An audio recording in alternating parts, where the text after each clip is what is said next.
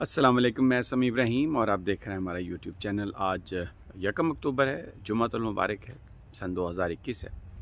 बड़ी डेवलपमेंट है, बड़ा फैसला लाहौर हाई कोर्ट है जो आपके साथ शेयर कर रहा हूँ। तहरीक लब्बैक के जो सरबराह हैं अल्लामा खादम हुसैन रिजवी के साहबजादे अल्लामा साद रिजवी, उनकी जो नज़रबंदी थी, आज लाहौर हाई कोर्ट के तारिक सलीम शेख साहब जज हैं, उन्होंने उसको कालादम करार दे दिया।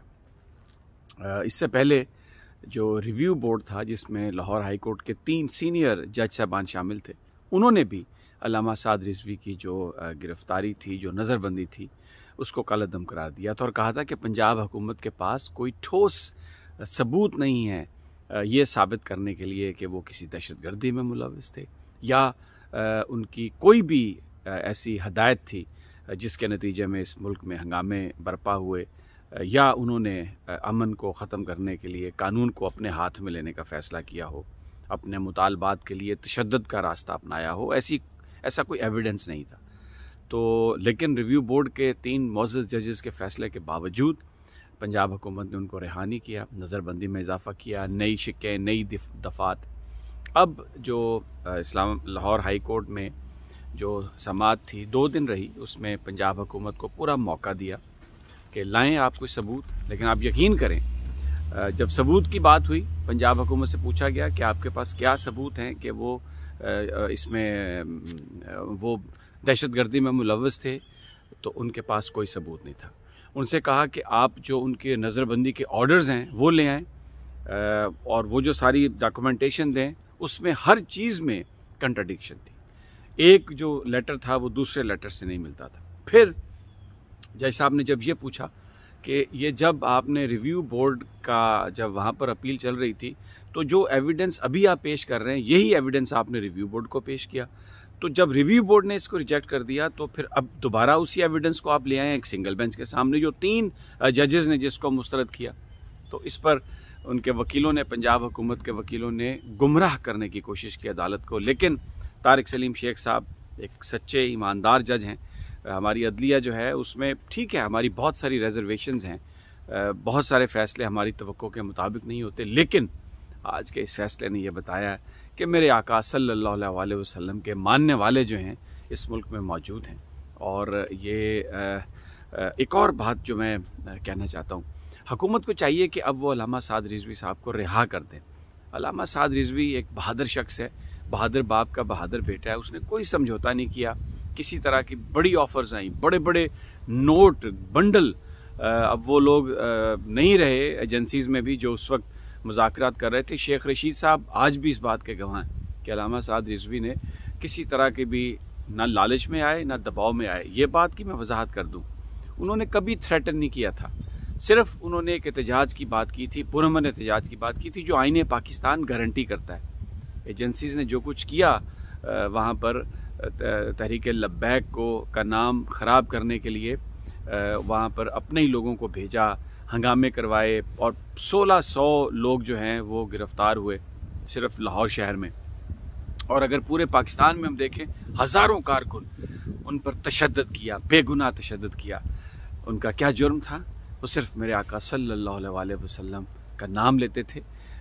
उनकी जो नामूस थी उस पर वो बात करते थे और लेकिन उनको पाबंद सलासल किया और उनके साथ ज़्यादती की। अब भी वक्त है वज़ीर आज़म साहब आपके पास, उस्मान बुज़दार साहब आपके पास, कि आपसे गलती हुई, आप उस गलती का अजाला करें, अल्लामा साद रिजवी साहब को रिहा करें। एक और बात मैं यहाँ पर ज़रूर कहना चाहता हूँ, ये जो लोग लिखते हैं ना या कहते हैं तहरीक लब्बैक के हवाले से कि ये कालादम तहरीक लब्बैक है, एक बात याद रखें, मेरे आका मोहम्मद मुस्तफ़ा सल्लल्लाहु अलैहि वसल्लम का नाम लेने वाली जमात, उनकी नामूस पर मर मिटने के लिए तैयार रहने वाली जमात, कभी भी वो कालादम नहीं हो सकती।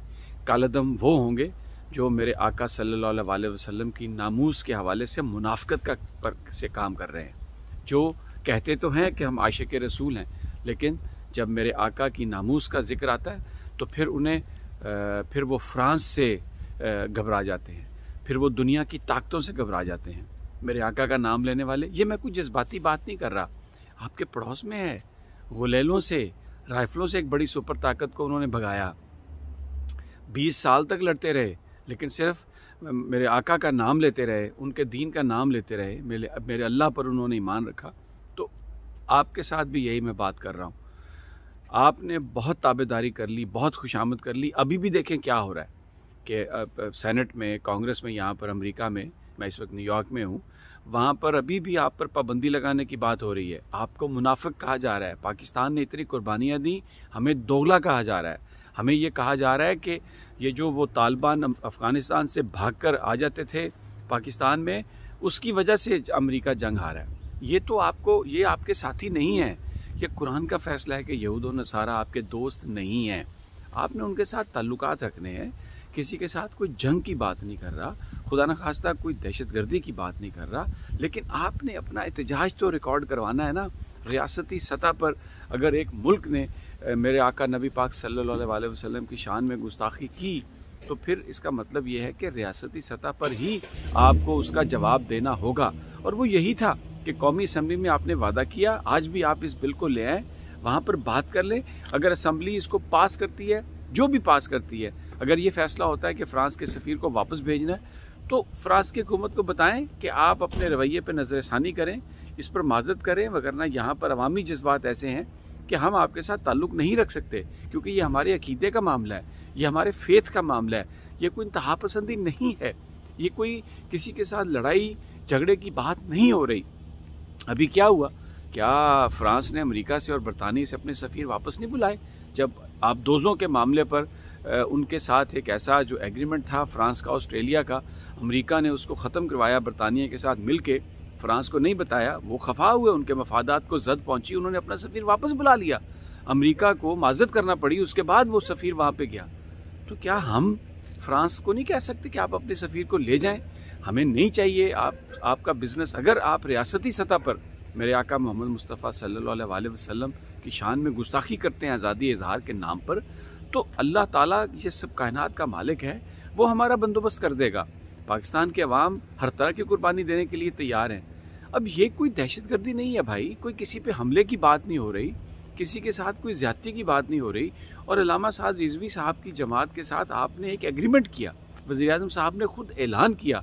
वज़ीर आज़म साहब, आप अपने उस ऐलान को, अपनी उस वीडियो को देखें। आपको गुमराह कर रहे हैं लोग। उस्मान बुज़दार साहब, आपको लोग गुमराह कर रहे हैं। मेरे आका का दामन थामें और उनकी नामूस के लिए आप सोचें, उसके लिए आप काम करें। अगर एक जगह से कहीं बज़ाहिर दुनियावी तौर पर आपको नुकसान होगा, तो उससे हज़ारों गुना ज़्यादा फ़ायदा किसी और तरफ से मेरा अल्लाह आपको देगा, क्योंकि अल्लाह कादिर मुतलक है, अल्लाह हर चीज़ पर कादिर है। और यहाँ पर जो बात हो रही है वो मेरे आका हज़रत मोहम्मद मुस्तफ़ा सल्लल्लाहु अलैहि वसल्लम की नामूस की हो रही है।